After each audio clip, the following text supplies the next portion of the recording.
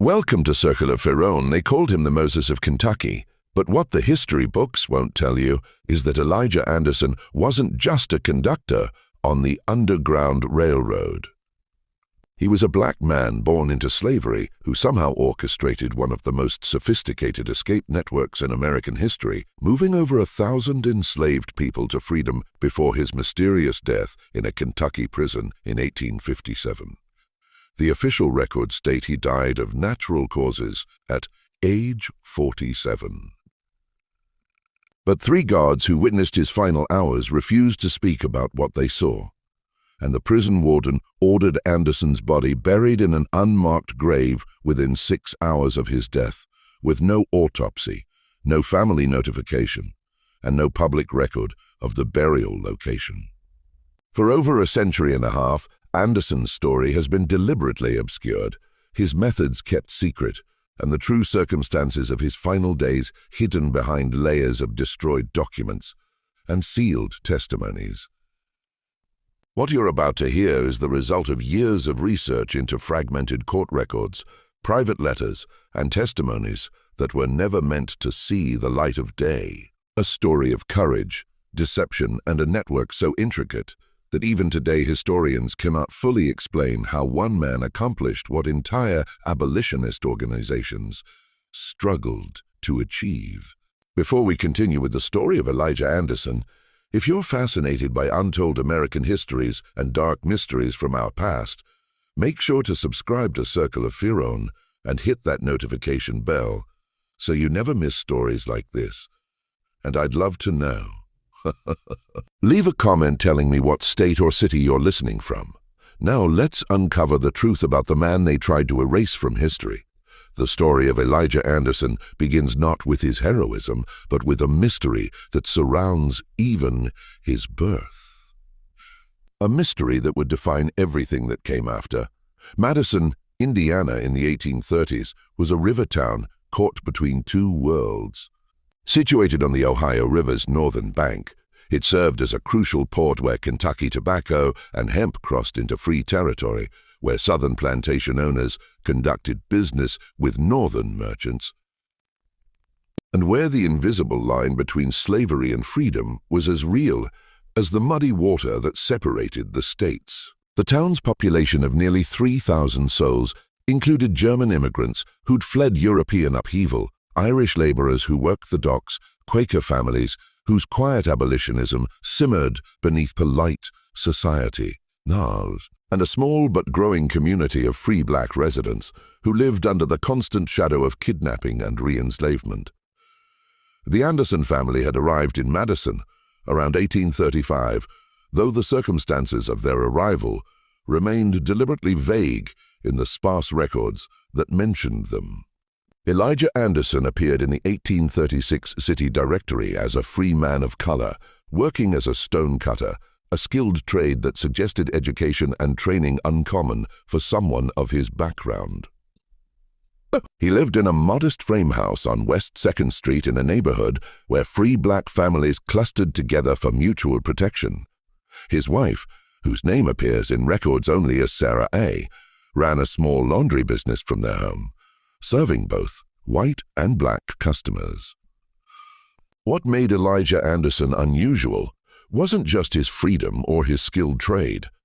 It was the quiet authority he seemed to command among Madison's black community. Men and women sought his counsel on matters ranging from work disputes to family troubles. He could read and write with a fluency that surprised even educated whites who encountered him, and he possessed something else, something harder to define, an ability to move between worlds, to speak the language of rivermen and merchants, to understand the complex web of laws and customs that govern both free and enslaved black lives in a border state. But there was something about Anderson's past that he never discussed, a shadow that followed him despite his free papers. Those who knew him best noticed how he never spoke of his childhood, how he deflected questions about where he'd learned his trade, how his eyes would harden whenever conversation turned to the slave markets across the river in Kentucky. Some whispered that his free papers were forgeries, that he was a runaway who'd somehow obtained documentation. Others claimed he'd been freed by a guilty master's deathbed will. A few suggested something darker, that he'd purchased his freedom with money earned through means he'd rather not disclose.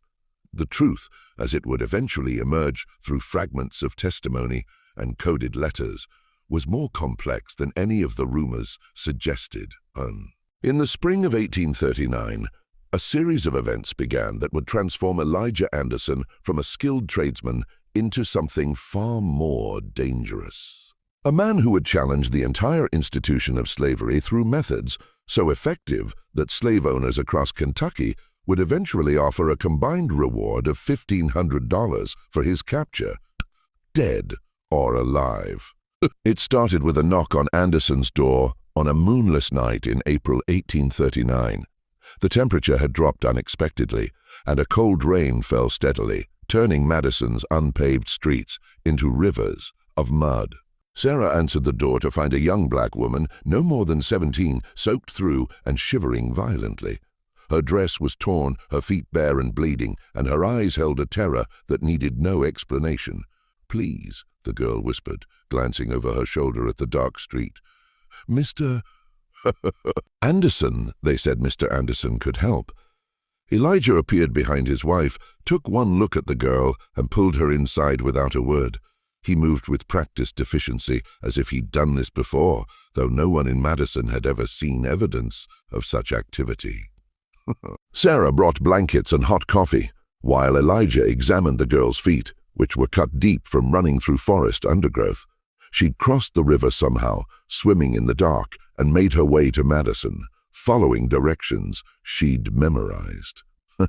Directions that had somehow included Elijah Anderson's name and address. The girl's name was Hannah, and she'd escaped from a tobacco plantation 15 miles south of Louisville. Her master had recently died, and his son had decided to sell off the estate slaves to settle debts. Hannah had overheard herself being described to a slave trader from New Orleans, a man known for supplying the brutal sugar plantations of Louisiana. She'd been given a choice between a living death in the deep South or taking her chances in the river. But Hannah told the Andersons that night would have been unremarkable. Another escape story among thousands, except for one detail that changed everything. She'd been given Anderson's name and address by another enslaved man on her plantation. A man who'd never left Kentucky, who'd never been to Madison, yet who somehow knew exactly where Elijah Anderson lived and what he could do. "He said you'd know how to get me to Canada," Hannah explained, her voice barely above a whisper. "He said you'd done it for others. He said you were the Moses of Kentucky, that you could lead people out of bondage." Elijah's face revealed nothing, but Sarah's sharp intake of breath suggested this wasn't the first time they'd heard such things. For a long moment, Anderson simply stared at the girl as if calculating risks and possibilities. Then he stood, walked to a small desk in the corner of the room, and pulled out a sheet of paper and a pencil. "Tell me everything you remember about the plantation," he said. "Every building, every road, every person who might have helped you. And tell me exactly what this man said to you, word for word." What emerged over the next 2 hours was evidence of something that shouldn't have existed, a communication network among enslaved people across Kentucky, a system for passing information about escape routes and safe houses, a web of connections that operated invisibly beneath the surface of plantation life. Hannah described how messages moved through a chain of trusted individuals. A fieldsman who delivered supplies to neighboring plantations, a blacksmith who traveled to repair tools, a preacher who held services for enslaved congregations, a lass who collected and delivered clothing. Each person in the chain knew only the next link, never the full network, and each used coded language that sounded innocent to white ears, but carried specific meanings to those who understood. And at the center of this network, coordinating movements and providing resources, was Elijah Anderson, a man who was supposed to be simply a stone cutter in a river town. The next morning, Hannah was gone. Neighbors who might have noticed anything unusual saw only Elijah Anderson leaving for work at dawn, carrying his tools as always. But 3 days later, a notice appeared in the Louisville Daily Journal, a reward of $100 for the return of an escaped slave girl named Hannah, last seen near the Ohio River. The notice included a warning that anyone caught harboring or assisting the fugitive would be prosecuted to the full extent of the law. That same week, a letter arrived at the office of Madison's mayor from a prominent Kentucky plantation owner named Thornton Gaines. The letter, written in the formal language of legal threat, demanded that Madison's authorities investigate certain Freehold residents suspected of enticing slaves to escape. Though no names were mentioned, everyone understood who Gaines meant. The letter concluded with a barely veiled warning. If Madison continued to harbor those who interfered with property rights, Kentucky interests would take matters into their own hands. The letter was filed away, and officially nothing was done. But in the careful balance of a border town that depended on trade with both North and South, the warning was heard. Elijah Anderson had been noticed, and once noticed, he would never again operate in complete shadow. What no one in Madison knew, what wouldn't be discovered until years later when court testimonies were finally unsealed, was that Hannah wasn't the first person Anderson had helped, or the 10th, or even the 100th. By the spring of 1839, Elijah Anderson had already been operating his network for nearly 4 years, moving enslaved people from Kentucky plantations to freedom in Canada with a success rate that defied explanation. He developed methods that seemed impossible. Forged free papers that could pass inspection, disguises that transformed field hands into traveling merchants, routes that avoided known slave catchers, and a network of safe houses that stretched from the Kentucky interior all the way to Detroit. But how had he built such a network? How did a stone cutter in Madison, Indiana, develop the resources, connections, and knowledge to orchestrate escapes across hundreds of miles? And perhaps most mysteriously, how did enslaved people in Kentucky, people who couldn't read, who'd never traveled beyond their plantations, who lived under constant surveillance, learn about Elijah Anderson and how to reach him? The answers to these questions lay buried in Anderson's past in the years before he appeared in Madison, in a history he'd worked carefully to conceal. And as his network grew larger and more successful, as more enslaved people disappeared from Kentucky plantations, as rewards for his capture climbed higher, the pressure to uncover his secrets intensified. The investigation into Elijah Anderson's activities began quietly in the fall of 1839. Initiated not by law enforcement, but by a private organization that few people knew existed.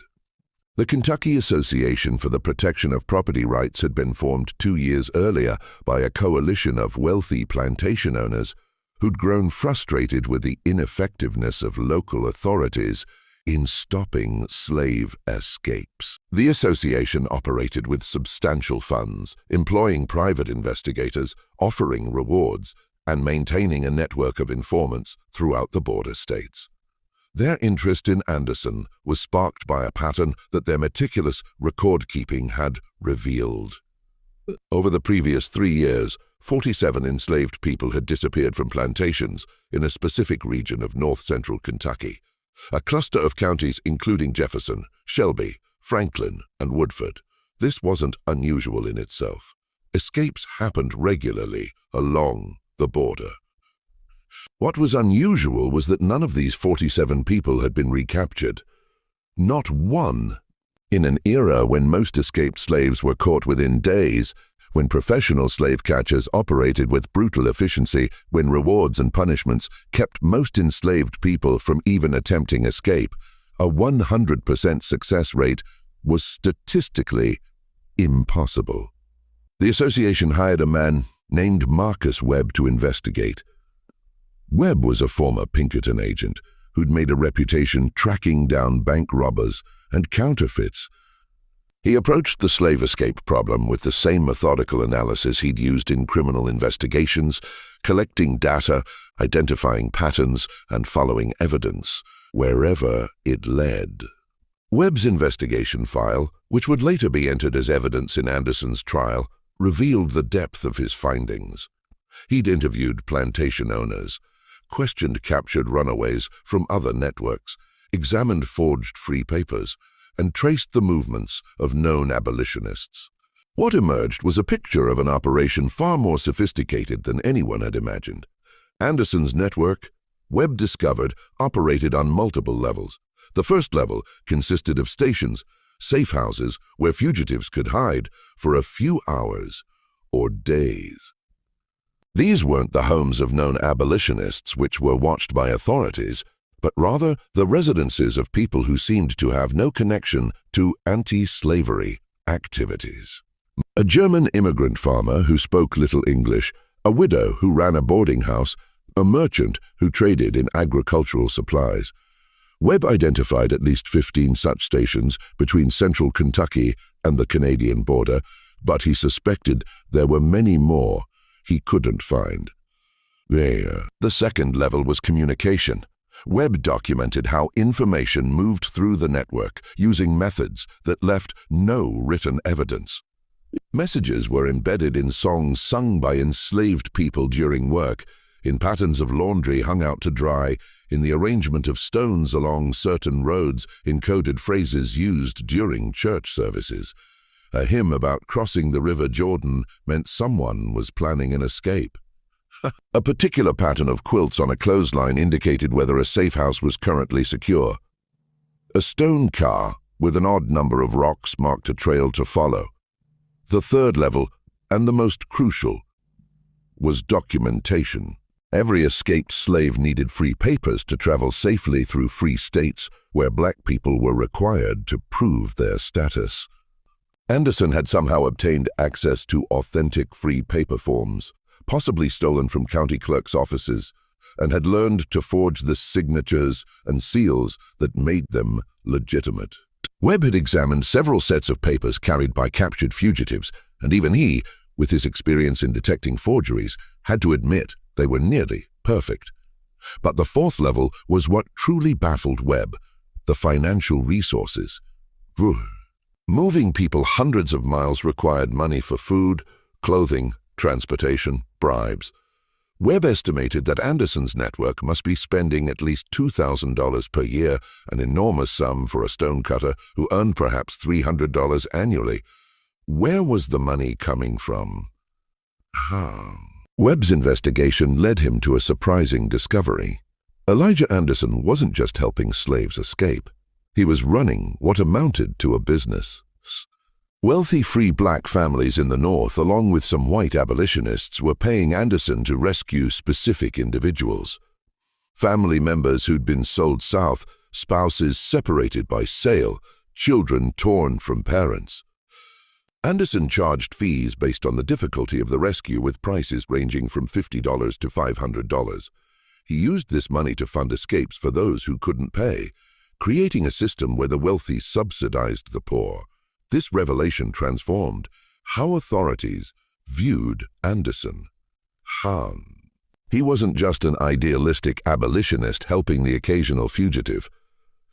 He was operating a sophisticated profit-generating enterprise that threatened the entire economic foundation of slavery. If enslaved people knew they could be rescued for a price. If free black families could purchase escapes rather than accept permanent separation. If the system of slavery could be undermined through organized resistance rather than individual acts of desperation, then the institution itself was at risk. In December 1840, Marcus Webb submitted his final report to the Kentucky Association for the Protection of Property Rights. The report concluded with a recommendation. Elijah Anderson must be captured and prosecuted, not just for helping fugitive slaves, but for conspiracy to deprive citizens of their property, for forgery, for operating a criminal enterprise across state lines.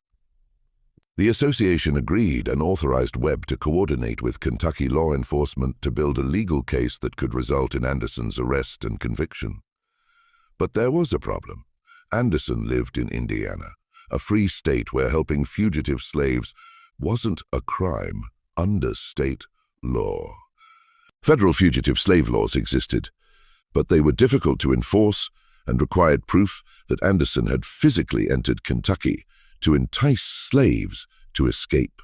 Without such proof, Indiana authorities wouldn't cooperate with an arrest warrant. Webb needed evidence that Anderson had crossed into Kentucky, that he'd made direct contact with enslaved people, that he'd actively encouraged and facilitated escapes, rather than simply helping those who arrived at his door. And, to get that evidence, Webb would need to do something risky. He'd need to infiltrate Anderson's network. The plan Webb devised was simple but dangerous. He would pose as a plantation owner's agent, seeking to hire Anderson to rescue a specific enslaved woman, Webb's own supposed wife, who'd been sold south after their owner's death. Webb would offer to pay Anderson's fee, follow him into Kentucky if possible, and document his methods. If Anderson took the bait, Webb would have the evidence needed for prosecution. In February 1841, Marcus Webb, posing as a free black man named Samuel Wright, made contact with Elijah Anderson in Madison, Indiana. What happened during their meetings would remain disputed for years, with each man telling a different version of events.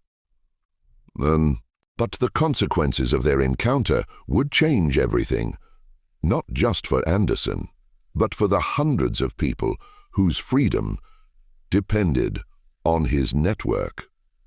The meeting between Webb and Anderson took place in a small church on Madison's west side, a congregation of free black residents where Anderson sometimes attended services.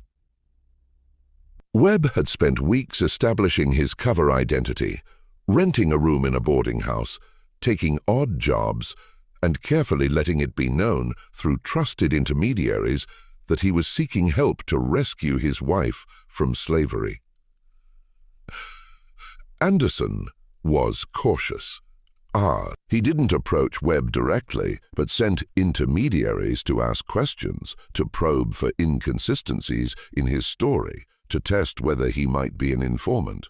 Webb had prepared well, creating a detailed backstory, complete with names, dates, and locations that could be verified.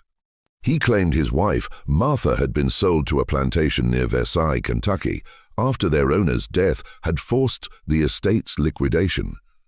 He said he'd been working for 2 years to save the money needed to purchase her freedom, but the new owner refused to sell. He'd heard through friends in Cincinnati that there was a man in Madison who might be able to help. After 3 weeks of careful vetting, Anderson finally agreed to meet with Webb personally. They sat in the church's small back room on a cold March evening with only a single candle providing light. Anderson's first words were a warning. "If you're not who you say you are," Anderson said quietly, "if you're working for slave catchers or the association, you should know that I've been threatened before. I've had men try to trap me, to follow me, to gather evidence against me. They've all failed. I'm still here, and the people I've helped are free in Canada. So if this is a game, you should leave now." Webb, maintaining his character, responded with the desperation of a man separated from his wife.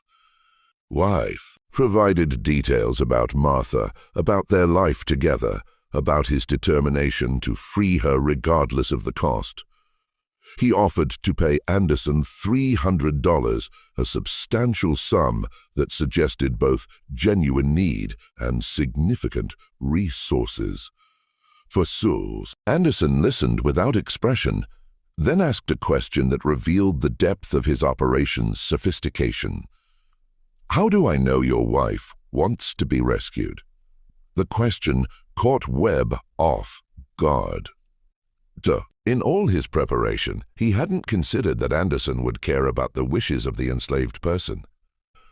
Most abolitionists assumed all enslaved people wanted freedom. But Anderson was asking something more nuanced. Did this specific woman want to risk her life in an escape attempt?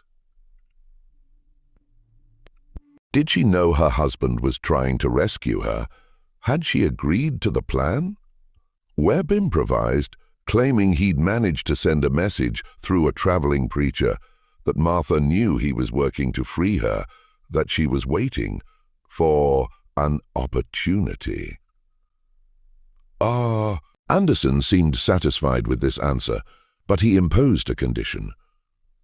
Before he would agree to help, he needed to verify that Martha existed, that she was where Webb claimed, and that she genuinely wanted to escape. "I don't move people who don't want to be moved," Anderson explained. "I don't separate families unless they choose separation, and I don't risk my network on situations I haven't personally verified. If your wife is real and wants freedom, I'll help you. But first, I need to confirm your story." This presented Webb with a dilemma. He'd invented Martha entirely. There was no enslaved woman waiting to be rescued.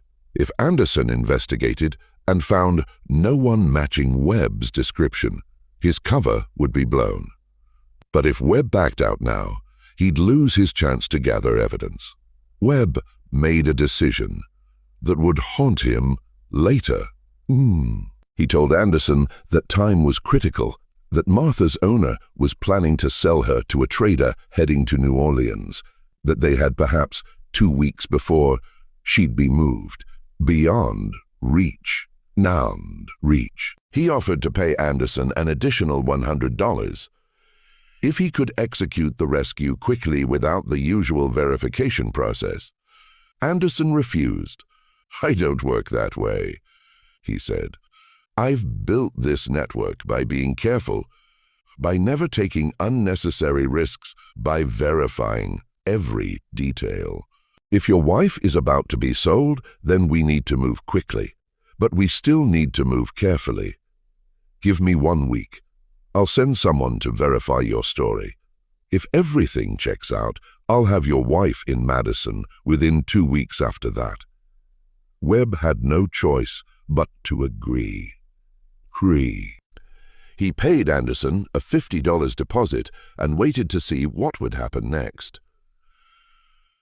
What he didn't know was that Anderson had already suspected something was wrong with Webb's story. Small inconsistencies in his account, subtle tells in his body language, questions that seemed designed to elicit specific information. Anderson had seen it all before. He'd agreed to help, not because he believed Webb, but because he wanted to know who had sent him.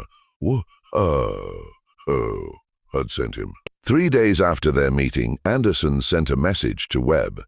His contact in Kentucky had found Martha. She was indeed planning to be sold, and she was eager to escape. Anderson requested the remaining $250 and said he'd have Martha in Madison within 10 days. Webb was confused. He'd invented Martha. She didn't exist. Yet Anderson claimed to have found her. Either Anderson was lying to extract payment, or something else was happening that Webb didn't understand. He decided to pay the money and see what Anderson would deliver. What arrived in Madison 10 days later wasn't a woman named Martha. It was a young man named Thomas, escaped from a plantation near Versailles, carrying a message for Webb. The message, written in careful script on a small piece of paper, contained just 3 sentences. "I know who you are. I know who sent you. I know who sent. If you want to understand what you're really fighting against, Meet me at the place where you first lied to me. Webb realized he'd been outmaneuvered. Anderson had never believed his story, had never intended to rescue a fictional wife, but had used Webb's own deception to accomplish something else entirely. The escape of a real person who genuinely needed help. And now Anderson was offering Webb something unexpected. A chance to see the truth of what he'd been hired to destroy. Against his better judgment, against his professional training, against the explicit instructions of his employers, Marcus Webb went to meet Elijah Anderson at the church where they'd first spoken. What Anderson told him during that meeting would never be fully recorded, but its impact on Webb was profound and lasting. Years later, in a private letter discovered after his death, Webb would write, "I went to that church intending to gather final evidence for Anderson's arrest. I left questioning everything I'd been hired to do. He didn't try to convert me to abolitionism or appeal to my morality. Instead, he showed me documents, letters from people he'd helped, testimonies from families reunited, records of children who'd been saved from being sold away from their parents. And then he asked me a question I couldn't answer. How much would you pay to keep your family together? How far would you go to protect your children from being sold like livestock?" I had no answer because I'd never had to face such choices. My family was free, safe, protected by law. His question made me realize that I was working to preserve a system that made such questions necessary. Webb didn't immediately abandon his investigation, but something had changed. He submitted a report to the Kentucky Association that documented Anderson's methods but recommended against prosecution, arguing that the evidence was insufficient and that attempting to arrest Anderson might create a public controversy that would draw unwanted attention to the association activities. The association rejected his recommendation and hired a new investigator to continue the work. But Webb had done something else during his time infiltrating Anderson's network, something he never reported to his employers. He documented the names and locations of Anderson's safe houses, the identities of his contacts, the routes he used, and the methods of his communication system. And instead of turning this information over to the association, Webb had hidden it, creating a detailed map of the entire network that he kept in a sealed envelope with instructions that it should be destroyed unopened if anything happened to him. That envelope would resurface years later under circumstances no one could have predicted, and its contents would finally reveal the full scope of what Elijah Anderson had built and the terrible price he would pay for building it. By 1845, Elijah Anderson's network had grown beyond anything he'd originally envisioned. What had started as occasional help for desperate fugitives had evolved into a systematic operation that moved an estimated 100 to 100 to 100 to 100 to 100 to freedom. Anderson had expanded his network of safe houses, recruited new conductors, and developed increasingly sophisticated methods for evading capture. But success brought danger. As more enslaved people disappeared from Kentucky plantations, as financial losses mounted for slave owners, as Anderson's reputation spread throughout both enslaved and free black communities, the pressure to stop him intensified. The reward for his capture had grown to $1,500, enough money to tempt even those who might otherwise sympathize with his cause. Anderson knew he was being hunted. No. He'd survived multiple attempts to capture him, including an incident in 1843 when slave catchers had crossed into Indiana and tried to kidnap him from his home. Only the intervention of Madison's free black community, who'd surrounded his house armed with clubs and farming tools, had prevented his capture. The incident had created a diplomatic crisis between Indiana and Kentucky, with Kentucky's governor demanding that Indiana authorities arrest Anderson for inciting violence, and Indiana's governor refusing on the grounds that Anderson had been the victim of an illegal kidnapping attempt. The incident had also revealed something important. Anderson had allies in Madison who were willing to risk their own safety to protect him. The free black community understood that if Anderson could be kidnapped with impunity, none of them were safe. White abolitionists, including several prominent Quaker families, had also begun providing financial support and legal assistance. Anderson was no longer operating alone. He'd become the center of a broader resistance movement, but this visibility came with costs. Visibility came with costs. Anderson's wife, Sarah, had grown increasingly fearful for their safety. They'd received threatening letters, found their property vandalized, and endured constant surveillance from suspicious neighbors and visiting Kukians. In 1844, Sarah had given birth to their first child, a daughter they named Mary, and the responsibility of protecting his family weighed heavily on Anderson. In the spring of 1846, Anderson made a decision that would prove fateful.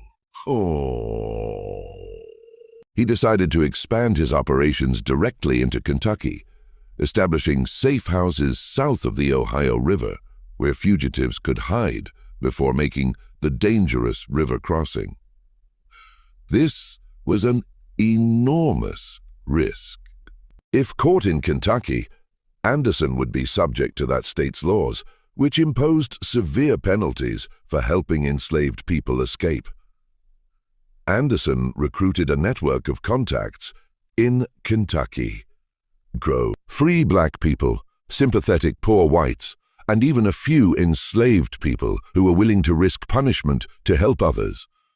He began making regular trips across the river, weiter, sometimes disguised as a traveling merchant, sometimes as a laborer seeking work, sometimes simply moving at night through forests and back roads that he'd memorized. It was during one of these trips in July 1846 that Anderson encountered a situation that would test everything he'd built.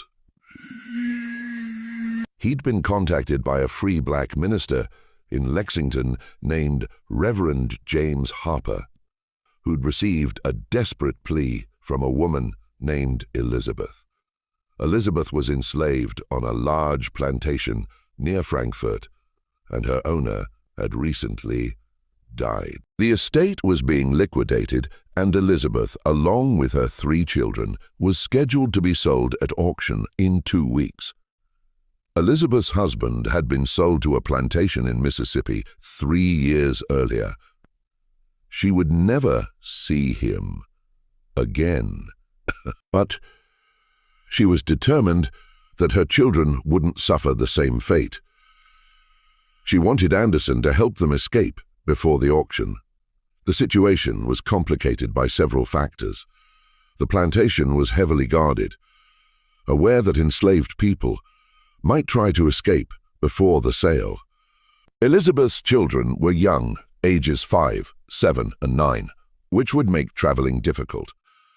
And the auction was being heavily advertised, which meant slave traders from across the South would be in Frankfort, making the town dangerous for any black person without ironclad documentation. Ironclad documentation. Anderson spent 3 days surveying the plantation, studying the guards' routines, identifying possible escape routes, and making contact with Elizabeth through intermediaries. What he discovered was that a successful escape would require something he'd never attempted before. Removing 4 people simultaneously from a guarded plantation, moving them through hostile territory with children in tow, and doing it all within a narrow window of time before the auction. The plan Anderson devised was audacious. On the night before the auction, when guards would be most relaxed, assuming no one would try to escape so close to the sale, Anderson would create a diversion on one side of the plantation, while Elizabeth and her children slipped away from the other side. They'd travel to a safe house 5 miles away, hide there during the day, then move at night through a series of stations until they reached the Ohio River. Anderson had arranged for a boat to be waiting at a specific location, manned by a German immigrant who asked no questions and had accepted payment in advance. The escape was set for the night of August 12, 1846. Anderson crossed into Kentucky 3 days earlier, moving between safe houses and finalizing arrangements. Everything was in place. The diversion was planned. The route was clear. The boat was ready. But on August 11th, something went wrong. One of Anderson's contacts in Frankfurt, a free black man who worked as a stable hand, was arrested on suspicion of helping slaves escape. Under interrogation, which in Kentucky meant brutal physical coercion, the man revealed that something was planned for the plantation near Frankfurt. Though he didn't know the details, authorities immediately increased security at all plantations in the area where auctions were scheduled. Anderson learned about the arrest through his network, but by then it was too late to call off the escape. Elizabeth and her children were expecting him. They'd already made their own preparations, saying goodbyes to people they'd never see again, gathering what few possessions they could carry. If Anderson didn't come, they'd be sold at auction the next day, scattered to different buyers, their family destroyed forever. Anderson made a choice that revealed the depth of his commitment. He decided to proceed with the escape, despite the increased danger, but he would modify the plan to account for the heightened security. Instead of creating a diversion, which might now be expected, he would rely on stealth and timing. And instead of using the planned route, which might be watched, he would take Elizabeth and her children through a more dangerous path, directly through Frankfurt itself, hiding in plain sight among the crowds gathered for the auction. On the night of August 12th, Elijah Anderson entered the plantation near Frankfurt. What happened during the next 12 hours would become the subject of legend, testimony, and dispute. Multiple versions of the story would emerge, each differing in details, but agreeing on the essential facts. Anderson successfully removed Elizabeth and her 3 children from the plantation, moved them through Frankfurt during the chaos of auction day, and transported them across the Ohio River to freedom. But the escape came at a cost. During the journey through Frankfurt, Anderson was spotted by a slave trader who recognized him from wanted posters. The trader alerted authorities, and a pursuit began. Anderson managed to evade capture long enough to get Elizabeth and her children to the river and onto the waiting boat. But in doing so, he revealed his face, his methods, and his presence in Kentucky to dozens of witnesses. For the first time in his career, Elijah Anderson had been positively identified operating in Kentucky. Warrants were issued for his arrest. His description was circulated throughout the state. And the Kentucky Association for the Protection of Property Rights, which had been trying to capture him for years, finally had the evidence they needed to pursue him across state lines. Anderson made it back to Madison, but he knew his situation had changed fundamentally. He could no longer operate with the relative anonymity that had protected him. His face was known, his methods were understood, and powerful forces were determined to stop him. Some of his allies urged him to flee to Canada, to abandon his network and save himself. But Anderson refused. "If I run," he told a gathering of supporters in Madison, "the network collapses. Hundreds of people are depending on the routes we've established, the contacts we've made, the safe houses we've built. If I disappear, all of that disappears. All of that disappears with me. I didn't start this work to save myself. I started it to save others, and that work isn't finished." What Anderson didn't know was that his enemies had already set in motion a plan that would finally bring him down. A plan that exploited the one vulnerability he'd never fully protected against: betrayal from within his own network. The betrayal came from an unexpected source. In October 1850, Congress passed the Fugitive Slave Act, a federal law that required citizens of free states to assist in the capture of escaped slaves and imposed severe penalties on anyone who helped fugitives. The law transformed the landscape of the Underground Railroad, making previously safe territories dangerous and forcing conductors like Anderson to develop new methods. But the law also created opportunities for those willing to profit from betrayal.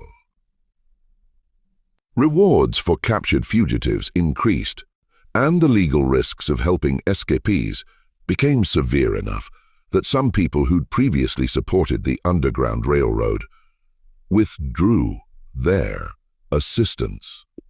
One of Anderson's contacts in southern Indiana, a farmer named William Groves, who'd operated a safe house for 3 years, found himself in financial trouble.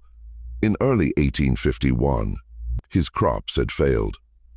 He owed money to creditors. When a Kentucky slave catcher named Thomas Stevens approached Groves with an offer, $500 in exchange for information about Anderson's network, Groves struggled with his conscience for several weeks before finally agreeing. Groves didn't provide information directly about Anderson, which might have been too obvious. Instead, he revealed the locations of several safe houses in Indiana and the names of other conductors in the network. Stevens used this information to set up surveillance, watching the safe houses and tracking the movements of fugitives and conductors. Over several months, Stevens built a detailed picture of how Anderson's network operated. In August 1851, Stevens learned that Anderson was planning a major operation, the rescue of 17 enslaved people from a plantation in Bourbon County, Kentucky. The group included entire families who'd been threatened with sale and separation. It was the largest single rescue Anderson had ever attempted, requiring coordination among multiple conductors, several safe houses, and careful timing. Stevens saw an opportunity. If he could catch Anderson in Kentucky with 17 fugitive slaves, the evidence would be overwhelming. Anderson could be prosecuted under Kentucky law, convicted, and imprisoned, effectively ending his network's operations. Stevens coordinated with Kentucky authorities and slave catchers, setting up a trap. The rescue was planned for the night of September 20th, 1851. Anderson crossed into Kentucky with 2 other conductors. intending to move the 17 people in 3 groups along different routes to minimize risk. But Stevens had positioned men along all the likely routes, waiting for Anderson to reveal himself. The trap was sprung near the town of Paris, Kentucky, as Anderson's group was moving through a wooded area toward a safe house. Stevens and 6 other men, including local law enforcement, surrounded the group. Anderson tried to flee, but he was captured after a brief chase. The 17 fugitives were also captured and returned to their owners. Anderson was taken to the Bourbon County Jail in Paris, where he was charged with multiple counts of slave stealing, conspiracy, and violation of Kentucky law. The charges carried potential sentences totaling over 40 years in prison. His trial was scheduled for November 1851. News of Anderson's capture spread quickly through abolitionist networks. Supporters in Indiana and Ohio raised money for his legal defense. Newspapers in the North published articles about his case, portraying him as a hero fighting against an unjust system. But in Kentucky, public opinion was firmly against him. He was seen as a criminal who'd stolen valuable property and encouraged slave rebellion. Anderson's trial lasted 3 days. The prosecution presented overwhelming evidence, testimony from slave owners whose property had disappeared. Testimony from the 17 captured fugitives who confirmed Anderson had helped them. Testimony from William Groves about the network's operations. And testimony from Thomas Stevens about Anderson's activities in Kentucky. Anderson's defense attorney, a young lawyer from Cincinnati named Robert Hayes, who'd volunteered to take the case, argued that Anderson had acted from moral conviction, that the laws he'd violated were themselves unjust, and that helping people escape from slavery was not a crime. Slavery was not a crime, but a humanitarian act.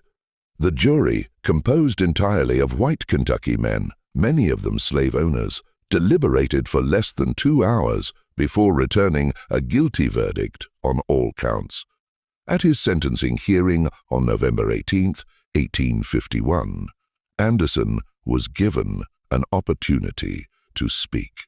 What he said would be recorded by a court stenographer and later published in abolitionist newspapers throughout the North.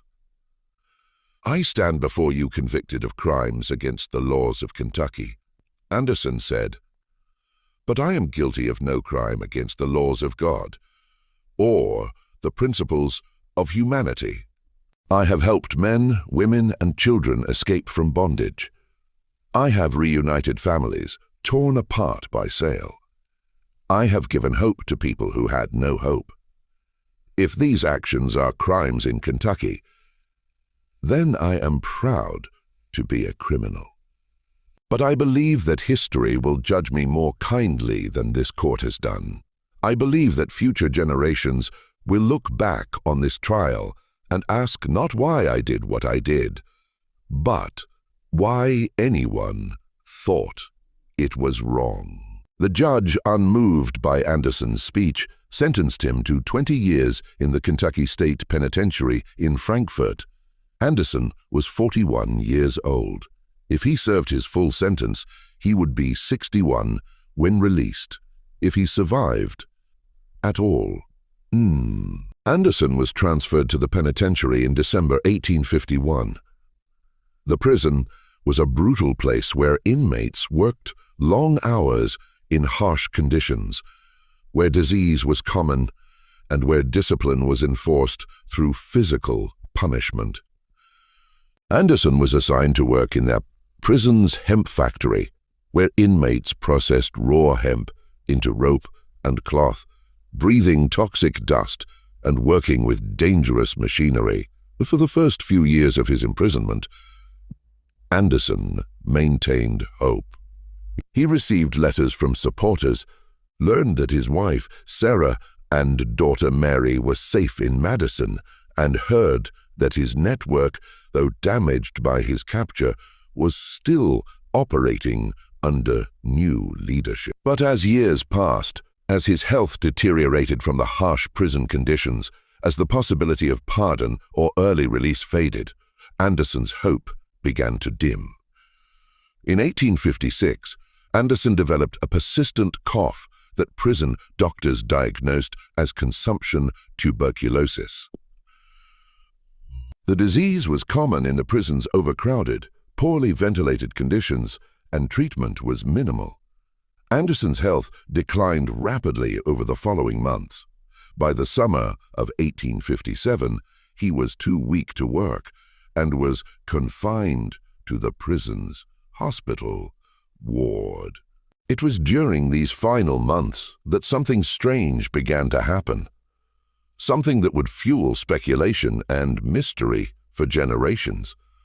Anderson began receiving visits from people who shouldn't have had access to him. Free black people from Frankfurt, white abolitionists from the North, and even, according to some accounts, formerly enslaved people he'd helped escape years earlier. How these visitors gained access to a maximum security prisoner was never explained. Was never explained. Prison records from this period are incomplete, with several pages missing from the visitor logs. What these visitors discussed with Anderson was never recorded. But guards who witnessed the meetings reported that Anderson seemed to be giving instructions, sharing information, and coordinating activities, even from his deathbed.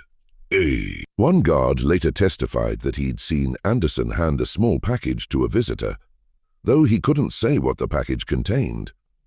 On the morning of October 30th, 1857, Elijah Anderson died in the Kentucky State Penitentiary.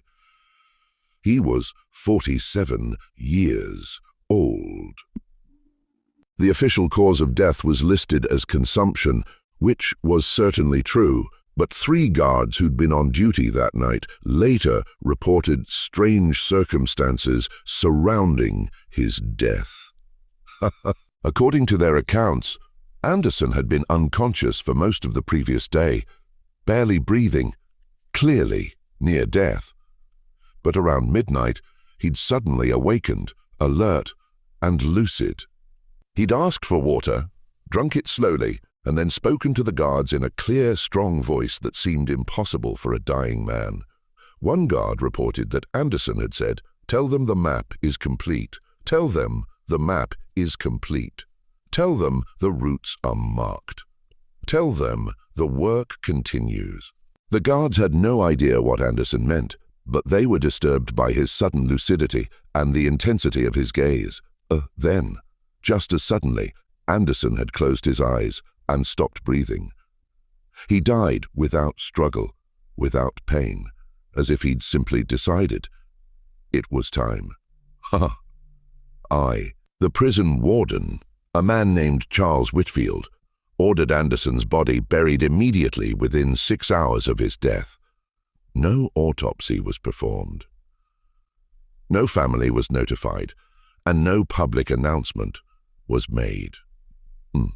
Anderson was buried in an unmarked grave in the prison cemetery, and the location of that grave was never recorded in official documents. Why the rush to bury Anderson? Why the secrecy? Warden Whitfield never explained his decision, but years later, a letter he'd written to the Kentucky Association for the Protection of Property Rights was discovered in private archives. The letter, dated November 1st, 1857, contained a single paragraph. "The prisoner, Anderson, is dead and buried. Anderson is dead and buried. I have followed your instructions regarding disposal of the body and destruction of certain materials found in his cell. The matter is concluded." What materials were found in Anderson's cell? What instructions had the association given? And why did they want Anderson's burial kept secret? These questions would remain unanswered for decades until the discovery of Marcus Webb's sealed envelope finally revealed the truth.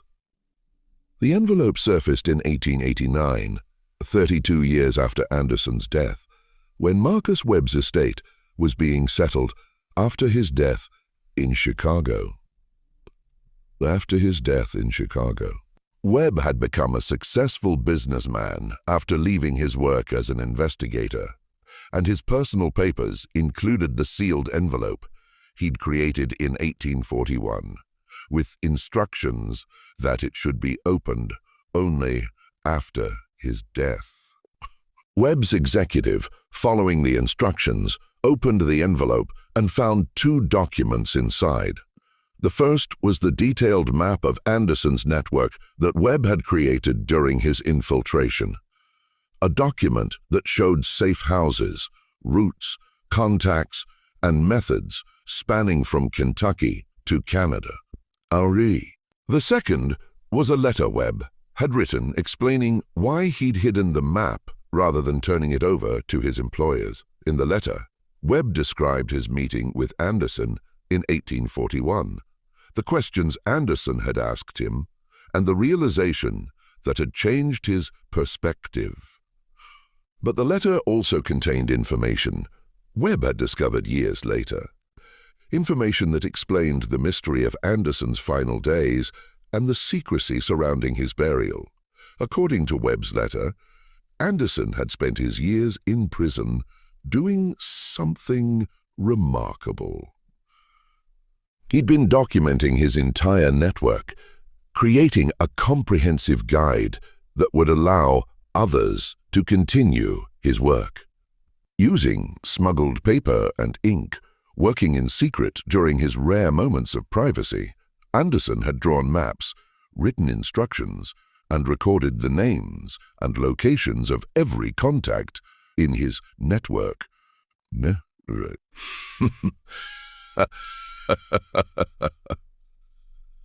Underground Railroad, a document that contained everything he'd learned during 15 years of operations.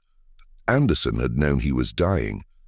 He'd known he wouldn't leave prison alive, but he'd been determined that his network wouldn't die with him. The visitors who'd come to see him in his final months had been couriers, collecting pieces of the manual, smuggling them out of the prison, and distributing them to conductors throughout the North. The package Anderson had handed to a visitor, which the guard had witnessed but couldn't identify, had been the final section of the manual, the most sensitive information, including the locations of safe houses in Kentucky that were still operational. When Anderson died, prison authorities had searched his cell and found evidence of his documentation project. Hidden papers, crude maps drawn on scraps of cloth, notes written in code. Warden Whitfield, under pressure from the Kentucky Association, had ordered everything destroyed, and Anderson buried quickly to prevent his grave from becoming a rallying point for abolitionists. But the association had been too late. And Anderson's manual was already in circulation, being used by conductors throughout the Underground Railroad network. The information he'd preserved during his imprisonment would help hundreds more people escape from slavery in the years leading up to the Civil War. Webb's letter concluded with a reflection on Anderson's legacy. I was hired to destroy Elijah Anderson's network. Instead, I witnessed the creation of something that couldn't be destroyed. An idea, a method, a proof that organized resistance could challenge even the most entrenched systems of oppression. Anderson died in prison, but his work survived him. And in surviving, it helped bring about the end of the very institution he'd fought against. The discovery of Webb's envelope in 1889 sparked renewed interest in Anderson's story. Historians began researching his life, interviewing people who'd known him, and tracking down the formerly enslaved people he'd helped. What emerged was a picture of a man whose impact had been far greater than anyone had realized. So, estimates of the number of people Anderson helped escape vary, but most historians agree it was between 1,500 individuals, an extraordinary number for a single conductor. His network had operated for approximately 16 years from around 1835 to 1851, and had maintained a success rate that remained unmatched by any other underground railroad operation. But perhaps Anderson's greatest legacy wasn't the number of people he saved. It was the system he created. His methods of communication, his network structure, his use of forged documents, and his careful verification procedures became models for other conductors. The manual he'd created in prison was copied and distributed, influencing underground railroad operations throughout the North. After the Civil War ended slavery in 1865, many of the people Anderson had helped came forward to share their stories.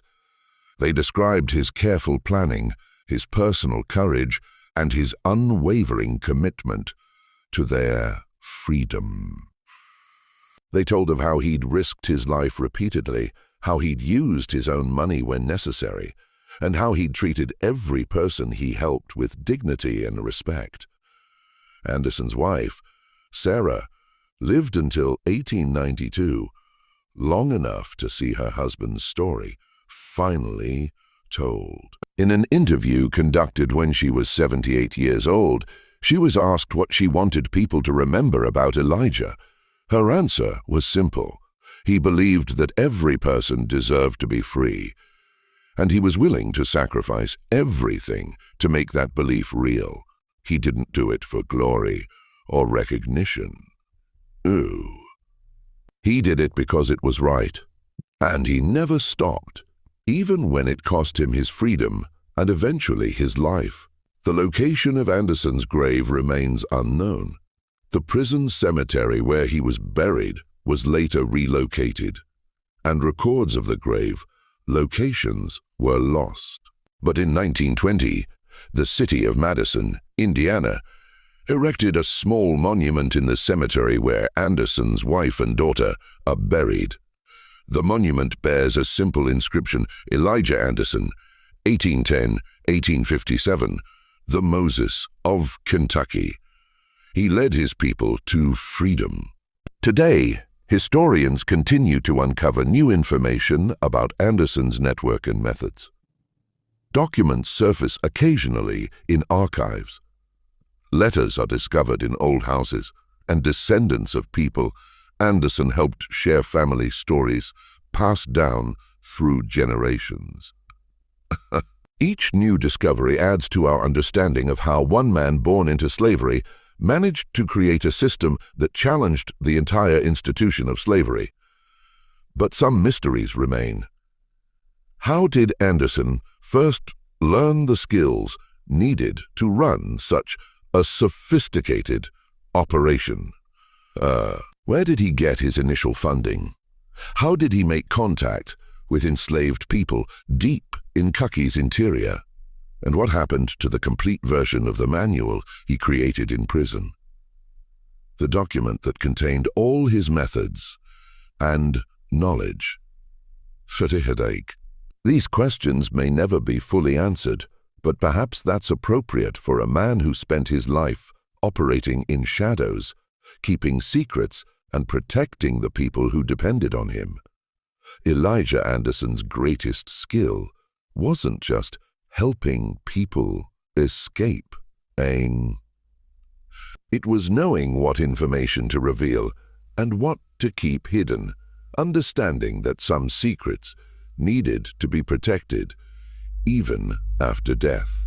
What we do know is that Elijah Anderson existed, that he helped hundreds of people escape from slavery, that he built a network that operated with remarkable effectiveness, and that he died in prison, still trying to continue his work. These facts alone make his story worth remembering, not as a legend or myth, but as a historical reality that demonstrates what one person, armed with courage and conviction, can accomplish against overwhelming odds.